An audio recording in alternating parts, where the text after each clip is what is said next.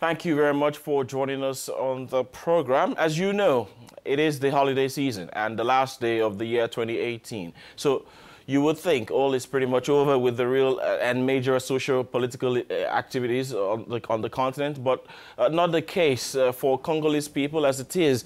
To some good news first, after a 2-year wait and a 3-time postponement, the country's much awaited and long overdue elections finally took place yesterday, Sunday. More than 46 million Congolese were registered for the election, and many that came out to vote in the capital city, Kinshasa, first had to brave the odds of a heavy downpour experienced in the city.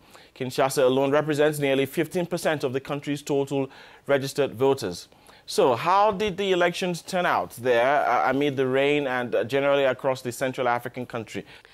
For more details on the different issues recorded during Sunday's vote count, we have online Patrice Chitera, our correspondent in Kinshasa. Good morning. So tell us how the voting day went. So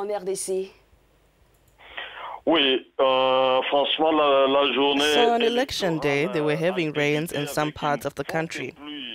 In Kinshasa, for example, the rain finished around 9 o'clock.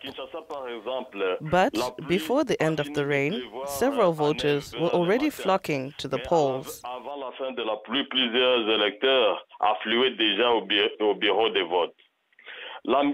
In terms of atmosphere, we can talk about a craze that could be seen in front of the offices. It began with going through the electoral list to search for your name.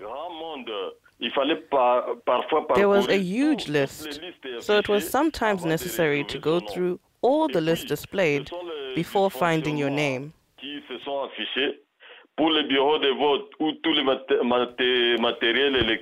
And then there was a bit of disorganization, as some polling stations were missing electoral materials and some things were not ready. We could see the shortcomings in terms of standards as well. Some people came with the number of their presidential candidates. Unfortunately, some failed to memorize the numbers of those candidates, especially the national and provincial MPs. Therefore, it was necessary to start again and go through all the names of the deputies.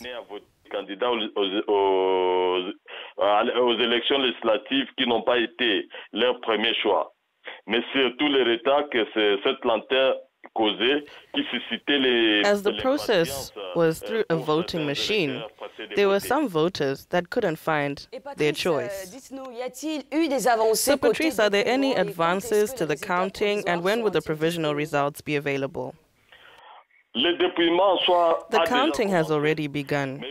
The electoral law requires that before December 23, which was the initial date of holding these elections, the CENI is able to have the main results 2 days after the election. With the last postponement for this December 30, the CENI schedule shows that the provisional results will be announced by CENI on January 6, while the final results will be announced on January 15 by the Constitutional Court. Counting is a complex operation because election officials have to fill in a lot of ballot cards. At polling station level, results are to be displayed in front of the polling stations to be given to observers and witnesses. If we're talking about compilation, this is an issue. They have to fill in the necessary maybe a dozen of the cards to be displayed locally and to be preserved for the representations of CENI at the provincial level, at the central level, and others for the Constitutional Court for the presidential election, and provincial courts at provincial level for legislative elections. The experience of the 2006 and 2011 elections demonstrated that the compilation is where the rigging occurs. Many Congolese are pleased, however, that for the first time in history of the country, we will see a transfer of power between the incumbent president to a new incoming president. We just hope to celebrate that the Electoral Commission can guarantee a free and transparent process, especially the truth on the ballot box. Et ça pourrait être allègrement fêté au cas où la commission électorale pourrait garantir un processus libre, transparent et surtout la vérité des urnes.